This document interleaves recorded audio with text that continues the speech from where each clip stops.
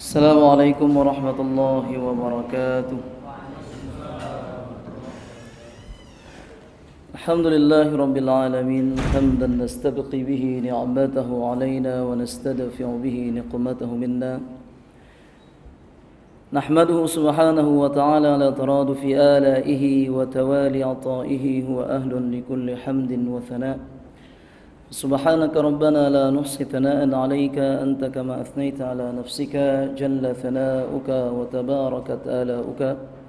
ونصلي ونسلم على صفوة خلق الله سيدنا محمد المبعوث رحمة للعالمين الذي هدى الله به البشرية وأنقذها من مهاوي هلكة والضلال وأخذ بيدها إلى نور الهدى والإيمان. صلاة وسلاما ينتظم في سلكهما الشريف آله الأبرار وصحبه الأخيار ومن اتبعهم واكتفى أثرهم إلى يوم الدين. وبعد، طيبتم وطاب ممشاكم وسعيكم وتبوأتم من الجنة منزلا. سبحانك لا علم لنا إلا ما علمتنا إنك أنت العليم الحكيم. Jamaah salat zuhur yang dirahmati Allah Subhanahu wa taala, Bapak-bapak, ibu-ibu, jajaran pegawai di kantor Baitul Mal Aceh. Alhamdulillah, puji syukur kepada Allah, pada siang yang cerah ini kita masih dipertemukan oleh Allah Subhanahu wa taala, masih diberikan kesehatan, taufik dan hidayah sehingga masih bisa menunaikan yang pertama kewajiban kita kepada Allah Subhanahu wa taala, yaitu salat zuhur secara berjamaah. Mudah-mudahan Allah Subhanahu wa taala mencatat, menjadikan amal ibadah salat zuhur yang baru saja kita kerjakan ini sebagai salah satu amal kebajikan, investasi kebaikan yang akan kita petik nanti hasilnya di hari akhirat. Amin. Bapak Ibu yang dirahmati Allah Subhanahu wa taala, hari ini sebagaimana tadi yang disampaikan oleh Ustaz Mubassirullah SMA, halaqah pertama kajian ilmiah Ramadaniyah antara kantor Baitul Mal Aceh dengan Ikatan Alumni Timur Tengah Aceh. Dimintakan kepada kami untuk menyampaikan tausiah sebagaimana tadi yang sudah kita dengar, bahwasanya tema kita seputar Ramadan karunia yang agung. Mungkin ini satu hal yang sudah sering kita dengar, tapi tidak salah kita mengulang-ulang kembali sehingga betul-betul mudah-mudahan Ramadan kali ini menjadi Ramadan yang paling bermakna di dalam hidup kita, karena belum tentu nanti ke depan kita masih bertemu dengan Ramadan. Bapak Ibu yang dirahmati Allah Subhanahu wa taala, ada sebuah hadis yang diriwayatkan oleh para ulama hadis, di antaranya Imam Ahmad dalam Musnad, Imam Ibnu Majah dan para ulama hadis lainnya dari beberapa sahabat, di antaranya sahabat Talhah, Abu Hurairah, bahwasanya Sayyiduna Talhah bin Ubaidillah pernah suatu hari menceritakan kepada kita, ada dua pemuda, mungkin ini juga sudah sering didengar, ada dua pemuda yang masuk Islam di depan Rasulullah SAW. Nah, kedua pemuda ini dari kabilah Qudha'ah, dari kabilah Qudha'ah. Nah, kemudian singkat cerita, pasca masuk Islam, Sayyidina Talha menceritakan kedua pemuda ini. Pemuda yang pertama pergi berjihad fi sabilillah, fastushhida, kemudian beliau syahid, mati syahid. Wa ukhiral akharu sanatan, dan pemuda yang kedua, temannya ini hidup 1 tahun lagi pasca wafat temannya yang pertama. Kemudian Sayyidina Talha menceritakan, suatu malam aku bermimpi, fa uritul jannata, suatu malam aku bermimpi aku melihat surga. Tentu ini bukanlah mimpi yang main-main, karena diucapkan oleh seorang sahabat. Yang membedakan sahabat dengan kita hanya satu, sahabat tidak pernah berdusta. Sahabat tidak pernah berdusta. Ini perbedaan yang paling mencolok lah antara kita dengan sahabat. Jadi sahabat tidak pernah berdusta. Kata Talha bin Ubaidillah radhiyallahu anhu, fa uritul jannata fara'aitul muakhkhara minhuma udkhila qabla syahid.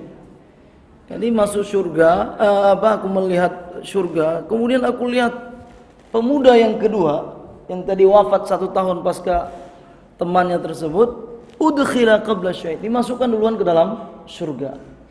Fata'ajjabtu, aku keheranan dengan peristiwa ini. Karena yang pertama ini meninggal tapi fi sabilillah, syahid. Syahid itu adalah jenjang yang tertinggi di dalam Islam, itu level tertinggi.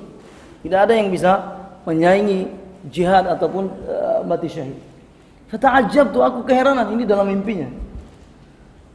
Kemudian singkat cerita, Talha mengatakan, fa asbahtu fa dzakartu dzalika li Rasulillah. Nah, saat aku bangun tidur di pagi hari, tentu setelah menunaikan kewajiban kepada Allah, aku ceritakan mimpiku ini kepada Rasul. Nah, di sana Rasul langsung menjawab atau menanggapi mimpinya Talha ini, mimma ta'ajab, kenapa kamu heran wahai Talha? Alaysa qad sama Ramadan? Bukankah pemuda yang kedua ini yang wafat 1 tahun pasca wafat temannya fi sabilillah, qad sama Ramadan, dia sempat berpuasa Ramadan, 1 tahun lagi dia berpuasa atau dia bertemu dengan Ramadan. Wa shalla 6,000 raka'atan, dan dalam 1 tahun itu dia pun bisa salat 6.000 sekian rakaat lagi. Ini salat apa? Salat wajib. Karena seorang muslim itu kalau tidak pernah tinggal salat, maka sehari semalam kan salat 17 rakaat. Dikalikan katakanlah 360 hari atau 365 hari, maka akan keluar hitungan 1125 katakanlah rakaat. Ini Rasul saat mengungkapkan itu, bukankah dia sempat salat lagi 6.000 sekian rakaat lagi dan rakaat-rakaat lainnya. Jadi itu bukan satu hal yang aneh, kata Rasul. Kenapa dia dimasukkan dahulu ke dalam surga Allah Subhanahu wa taala? Nah, Bapak Ibu yang dirahmati Allah Subhanahu wa taala, hadis ini ya kan dikomentari oleh para ulama. Yang pertama sekali, begitu banyak tentu pelajaran yang bisa kita ambil. Salah satunya, Ramadan adalah karunia. Ramadan adalah nikmat. Ramadan adalah anugerah terbesar atau anugerah yang besar, yang bila kita berjumpa dengannya, maka sungguh sebuah satu hal yang patut disyukuri. Bahkan para ulama juga menyimpulkan dari hadis ini, begitu banyak saudara-saudara kita yang sekarang sudah berada di alam kubur, berharap agar kalau bisa dihidupkan untuk bertemu dengan Ramadan. Jadi Ramadan adalah karunia agung. Bertemu dengan Ramadan adalah sebuah pertemuan yang sangat berarti di dalam hidup ini. Bahkan kami pun pernah membaca di dalam sebuah kitab karangan Imam Qalyubi, Imam Ahmad bin Salamah Al-Qalyubi. Ini yang bagi yang mengaji di dunia pesantren akan tahu kitab ini, kitab Mahalli, ya kan? Kitab Mahalli.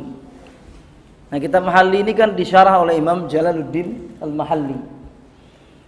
Nah, kitab Jalaluddin Al-Mahalli ini kemudian syarahan beliau, ulasan beliau terhadap matan minhaj tersebut diulas kembali, disyarah kembali oleh para ulama, di antaranya Imam Qalyubi, Imam Umairah, ya kan?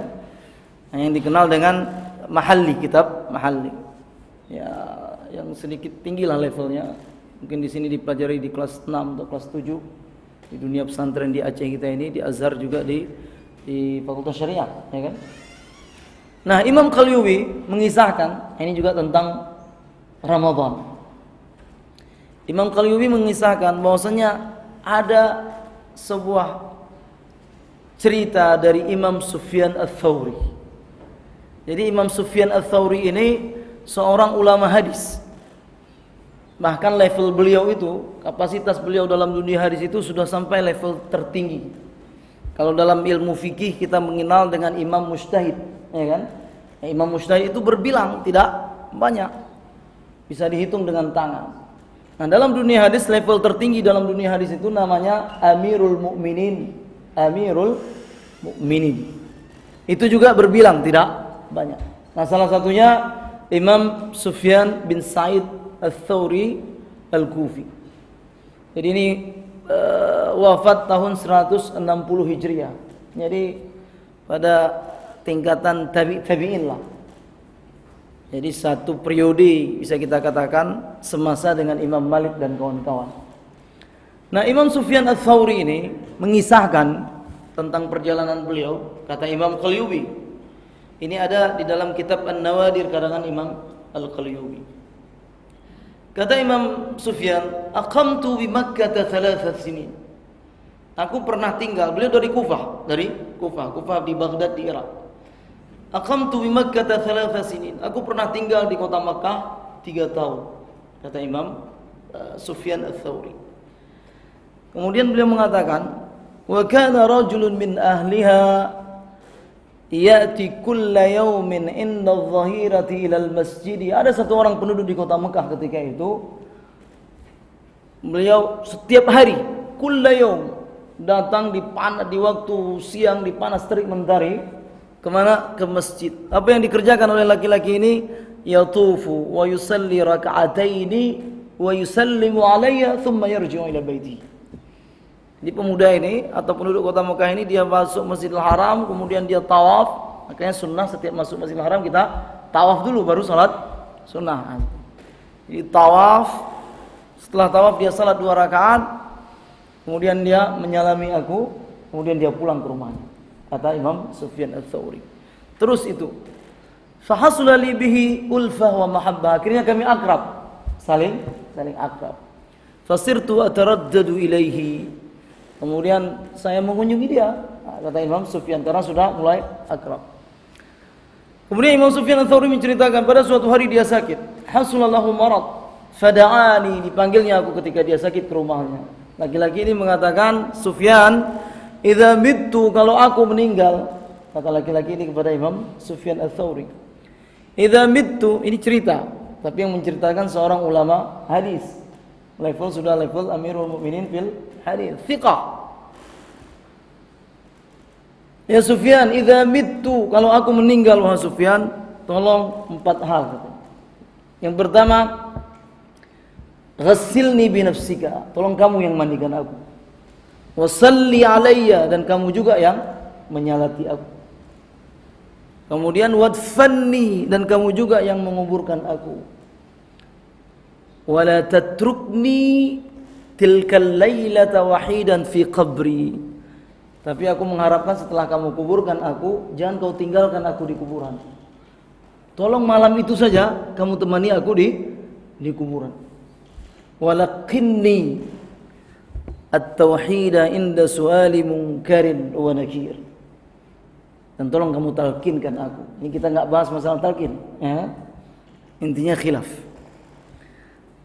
Jadi kamu mandikan aku, kamu salatkan aku, kamu kuburkan aku, kamu temani aku di kuburan, dan tolong kamu talkinkan aku tauhid.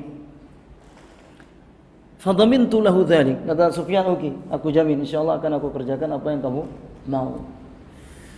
Nah, akhirnya laki-laki ini wafat.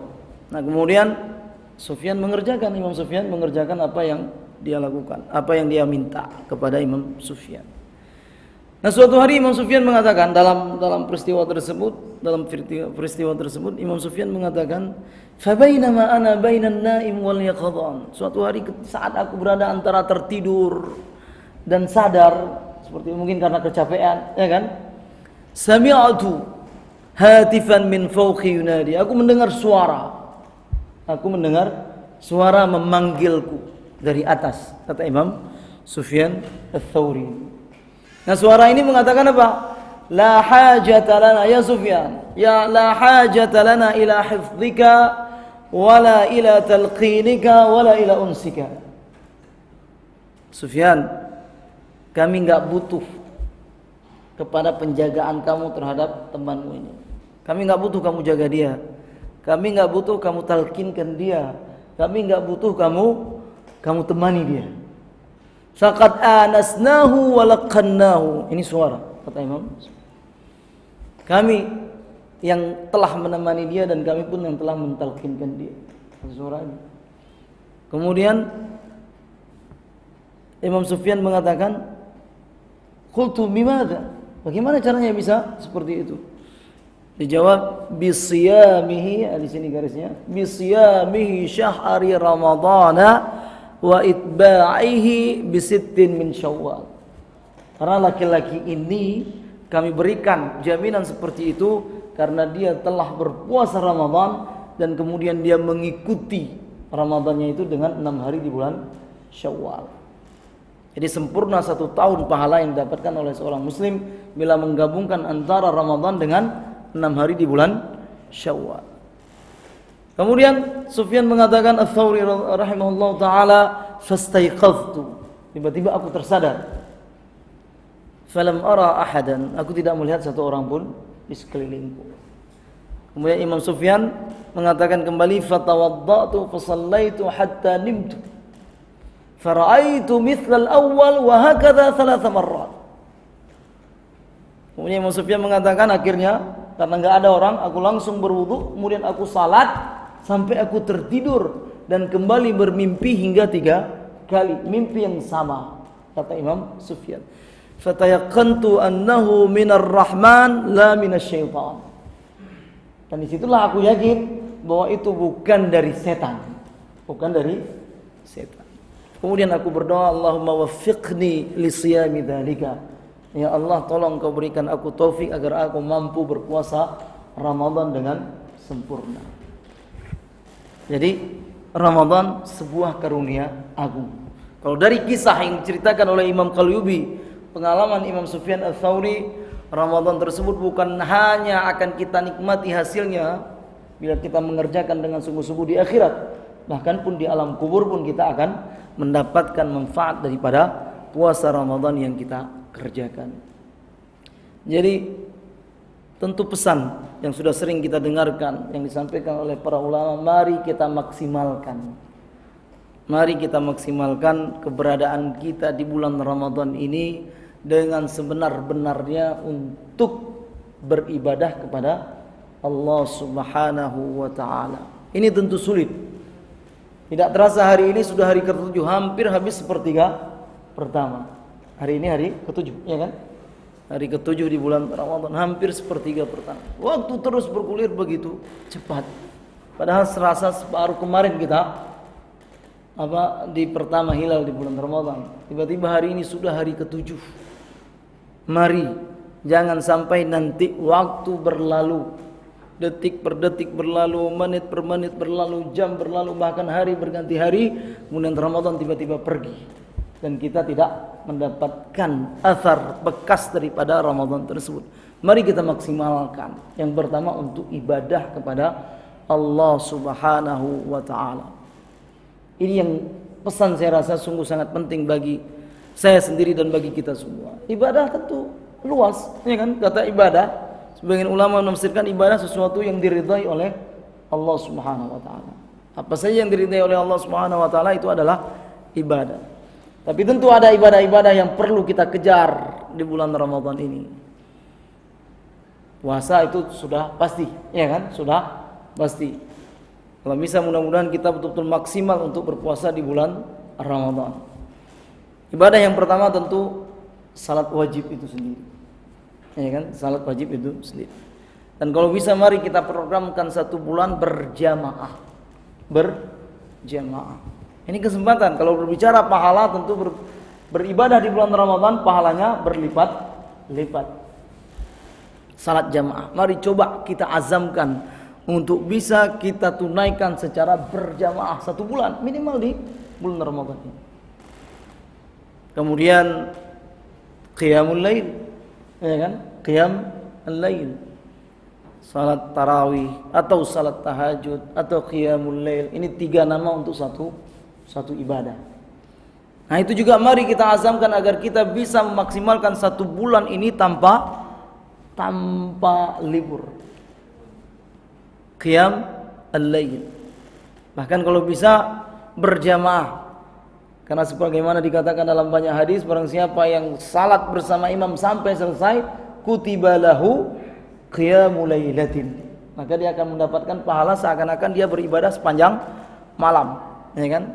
Dulu hadisnya barang siapa yang salat subuh secara berjamaah, maka dia mendapatkan pahala seperti qiyam sepanjang malam. Nah, ini hadis riwayatkan oleh Imam Tirmidzi, man qama ma'al imami hatta yansarifan nas, ya kan? Kutiba lahu qiyamu lailatin. Barang siapa yang salat tarawih, kalau kita bahasakan dengan bahasa kita, bersama imam sampai selesai, maka dia akan mendapatkan garansi pahala seperti dia beribadah salat tahajud sepanjang malam.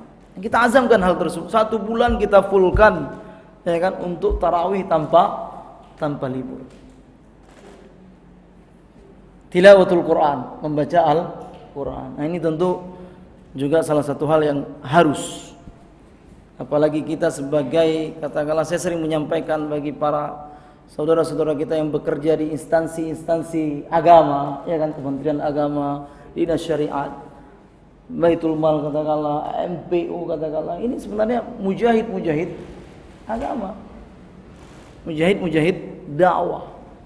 Nah, tentu kita yang harus menjadi contoh, ya kan, menjadi contoh dalam menyemarakkan Ramadan ini. Tilawatul Quran, banyak sekali kegiatan-kegiatan yang kita lihat di bulan Ramadan, mukhayyam Al-Quran, ya kan, tahsin Al-Quran, menghafal Al-Quran 1 hari, 3 hari, 10 hari. Nah, kenapa acara-acara itu dibuat khususnya di bulan Ramadan? Karena memang Ramadan adalah syahrul Quran. Ini rahasianya. Ramadan adalah, jadi bertemu dengan Ramadan artinya kita kembali dipertemukan dengan bulan di mana diturunkan kitab suci Al-Quran ini. Jadi ini juga satu hal yang harus menjadi bahan renungan bagi kita. Sebagaimana kita ketahui bahwasanya Al-Quran diturunkan di bulan Ramadan. Sebagian para ulama atau jumhur membagi 3 proses turunnya Al-Quran tersebut. Yang pertama, ke Lauhun Mahfuz, ya kan? Bal huwa Qur'anum Majid fi Lauhim Mahfuz. Ya, Al-Quran tersebut utuhnya itu ada di Lauhun Mahfuz, dan itu sudah dilihat oleh malaikat Jibril dulu pertama sekali. Oh, begini Al-Quran tersebut, mulai dari Al-Fatihah sampai An-Nas. Nah, ini proses yang pertama kata para ulama tafsir. Nah, dari Lauhul Mahfuz, proses yang kedua turun ke Baitul Izzah, ke langit dunia, langit sama'id dunia. Nah, inilah yang terjadi di bulan Ramadan ini. Syahrul Ramadan alladzi unzila fihi al-Qur'an. Pada bulan Ramadan kami turunkan Al-Qur'an. Itu dari Lauhul Mahfuz ke sama dunia, ke Baitul Izzah. Kapan dia? Di malam Qadar. Inna anzalnahu fi lailatul qadri, di malam Qadar. Itu proses turunnya sekaligus. Jadi turunnya Al-Quran sekaligus itu dari Lauhul Mahfuz ke sama dunia. Baru dari Baitul Izzah diturunkan secara berangsur-angsur. Ini proses yang ketiga kepada Rasulullah sallallahu alaihi wasallam. Wa Qur'anan faraqnahu litaqra'ahu 'alan nasi 'ala mukthin wa nazzalnahu tanzila, dalam surat Al-Isra. Quran kami turunkan kepadamu wahai Rasulullah berangsur-angsur, ala mukthin, perlahan-lahan, agar engkau bacakan kepada manusia, ya kan? Nah, ini dalilnya yang 23 tahun itu, atau 22 tahun, 2 bulan, 22 hari. Nah, ini proses dari langit dunia kepada Rasul. Jadi bulan Ramadan ini bulan Al-Quran. Nah, mari kita kembali memperbaiki. Kalau umpamanya sempat 1 bulan interaksi kita dengan Al-Quran kurang, nah mari di bulan Ramadan ini kita kembali mengevaluasi interaksi kita dengan Al-Quran. Tentu interaksi dengan Al-Quran juga sudah dibicarakan begitu luas oleh para ulama. Kita baca, kita hafal, kita tadabburkan, kita amalkan, ya kan? Itu jenis-jenis interaksi dengan Al-Quran. Minimal dalam bulan Ramadan ini kita mengkhatamkanlah Al-Quran tersebut. Minimal berapa? Ya minimal 1 kali. Minimal satu kali. Tentu ini sungguh sangat mudah. Tapi senang kita dengar ketika ada yang bisa mengkhatam sampai berkali-kali. Tapi ini minimal di bulan Ramadan kita bisa mengkhatam 1 kali Al-Quran.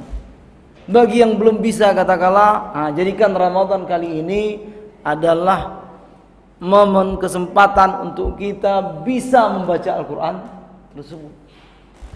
Jadi yang ingin kita harapkan agar nanti ketika kita bertemu Allah sudah bisa kita baca Al-Quran. Kan tidak mungkin kita bertemu dengan Allah, Al-Quran tidak bisa kita baca. Senang kita kawan-kawan diikat di provinsi membuat halaqah Al-Quran dari masjid ke masjid setiap subuh ya. 2 pekan sekali di waktu subuh.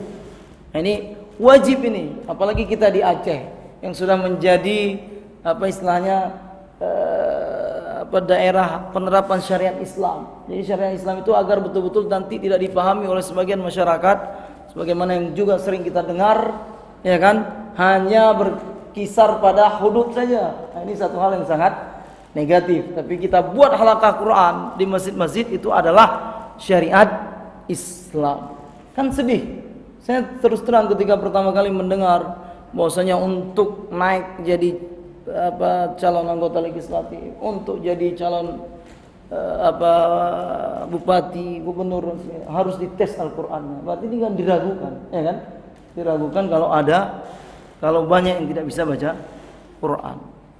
Nah, ini mungkin menjadi catatan Al-Qur'an tersebut cukuplah sebagaimana kata Imam Al-Ghazali kalau saya tidak salah dalam Ihya Ulumuddin, min afdal atau min a'zam fadail Al-Quran tersebut. Jadi keutamaan Al-Quran yang paling besar itu apa? Annahu kalamullah, dia itu perkataan Allah. Dalam agama kita ini juga sering kami bahasakan dalam pengajian-pengajian. Agama kita ini agama yang logik, yang masuk akal. Nggak ada yang tidak masuk akal dalam agama ini. Kita bertuhan, ya kan? Tuhan kita tidak bisa kita lihat, tapi ada. Tapi walaupun tidak bisa kita lihat, kita bisa berinteraksi dengan Tuhan kita. Ya lewat Al-Quran tersebut. Lewat Al-Quran tersebut. Jadi bagaimana kata Imam Al-Ghazali, cukup Al-Quran itu adalah kalamullah. Itu cukup keutamaan Al-Quran. Kalau nggak ada keutamaan-keutamaan lainnya, cukup dia itu adalah kalamullah. Di sana Allah mengatakan umumnya apa? Ya ayyuhalladzina amanu kutiba alaikumus shiyam kama kutiba alal ladzina min qablikum la'allakum tattaqun. Kita kerjakan, berarti kita. Ini kalau orang enggak pernah berinteraksi dengan Al-Qur'an, maka dia enggak akan pernah mengamalkan Al-Qur'an tersebut. Ayyaman ma'dudat faman kana minkum maridan aw 'ala safarin fa iddatun min ayyamin ukhra wa 'alal ladzina yutiqunahu fidyatun ta'amu miskin faman tatawwa khairan fa huwa khairul lah. Atau nanti pada ayat yang lain faman syahida minkumus syahra falyasum, di bawahnya ya kan, syahrul ramadan. Faman syahida minkumus syahra falyasum, Allah mengatakan barang siapa yang menyaksikan hilal maka berpuasalah. Ketika kita berpuasa labbaik Allah, ya kan, kita mengatakan iya Allah, aku akan berpuasa. Ketika kita membaca, kita kerjakan, ada interaksi di sana dengan Allah. Ini sungguh sangat penting. Apalagi saya tertarik membaca ungkapan Imam Fudail bin Iyad. Ini juga satu hal yang menggugah bagi saya secara pribadi. Imam Fudail bin Iyad, seorang tabi'in juga, wafat 187 Hijriah, ulama hadis juga. Beliau mengatakan hamilul Quran hamilu rayatil Islam. Jadi para pembawa Al-Quran, para penghafal Al-Quran, orang-orang yang berinteraksi dengan Al-Quran, guru-guru Al-Quran tersebut adalah hamilu rayatil Islam. Mereka itulah sejatinya pengusung panji Islam. Nah, ini juga kebetulan saya di kantor Baitul Mal, ya kan? Pasti sudah ada program tersebut. Tapi perlu mungkin kita tingkatkan, ya kan? Untuk memberikan, mensupport, mendukung gerakan-gerakan Al-Quran tersebut. Baik dari zakat ataupun sedekah, infak, segalanya untuk Al-Quran ini. Untuk mereka-mereka yang membawa Al-Quran, hamil Al-Quran, para penghafal Al-Quran. Karena mereka tersebut adalah hamilu rayatil Islam. Mereka itu pengusung panji Islam. Nggak mungkin kita teriak-teriak kita ini membela Islam tapi kita tidak mengerti tentang Al-Quran. Nah, kan Imam Ahmad mengatakan pernah bertanya suatu hari. Nah, ini juga mungkin kisahnya diungkapkan oleh Imam Al-Ghazali dalam Ihya. Imam Ahmad pernah suatu hari, kata Imam Ahmad, aku bermimpi, Imam Ahmad bin Hanbal, aku bermimpi raaitu Rabbal Izzati fil manam, aku bermimpi bertemu Tuhan. Tak perlu kita bahas, ya kan, bagaimana hakikat mimpinya. Intinya beliau seorang yang fiqah. Nah, ini kalau kita dalam tinjauan hadis tentu kita lihat levelnya langsung. Kata Imam Ahmad, aku bermimpi melihat Tuhan, kemudian aku bertanya kepada Tuhan, ya Rabb, ma aqrab ma yataqarrab bihi ilaikal mutaqarribun. Kira-kira sarana apa yang paling efektif, yang paling cepat, ya kan, untuk bisa membuat seseorang itu dekat denganmu ya Allah. kata Imam Ahmad kepada Allah. Allah mengatakan bi kalami ya Ahmad, dengan perkataanku. Kalau mau dekat denganku maka dengan Al-Qur'an. Nah, tentu para ulama kita ini kan cerdas. Bertanya lagi, bi fahmin atau bi ghairi fahmin. Maksudnya dengan Al-Qur'an mau ngerti atau enggak ngerti Al-Qur'an bisa juga. Kan ada di antara kita mungkin banyak membaca Al-Qur'an tapi tidak mengerti, ya kan, apa yang tertulis, kecuali setelah kita baca terjemahannya, artinya. Ngerti enggak ngerti juga bisa, ya Allah. Kemudian Allah mengatakan bi fahmin wa bi ghairi fahmin. Mau ngerti enggak ngerti, maka ini insyaallah akan merupakan sarana yang efektif untuk kita bisa dekat dengan Allah Subhanahu wa taala. Mari kita maksimalkan Ramadan untuk bisa kembali kita memperkuat interaksi kita dengan Al-Qur'an. Tentu ibadah lain, sedekah. Jadi bagi kami qiyamul lail, Al-Qur'an, sedekah itu kalau betul-betul kita maksimalkan, maka insyaallah akan menjadi ibadah yang sangat berarti bagi kita di bulan Ramadan ini. Kenapa sedekah? Karena Rasul orang yang paling dermawan, dan kedermawanan beliau itu menjadi semakin hebat di bulan Ramadan tersebut. Nah, Bapak Ibu yang dirahmati Allah Subhanahu wa taala, mudah-mudahan Ramadan kali ini betul-betul di samping dia sebuah karunia yang agung, betul-betul menjadi Ramadan yang paling bermakna dalam hidup kita, dengan kita mampu memaksimalkan Ramadan ini untuk beribadah kepada Allah Subhanahu wa taala, dan mudah-mudahan kita kembali nanti dipertemukan dengan Ramadan, dan mudah-mudahan juga kita tetap bisa memaksimalkan ibadah tersebut bila kita dipertemukan dengan Ramadan. Demikian saya rasa tausiah singkat bagi kami dan bagi kita semua, mudah-mudahan bermanfaat. Hadanallahu wa iyyakum ajmain. Assalamualaikum warahmatullahi wabarakatuh.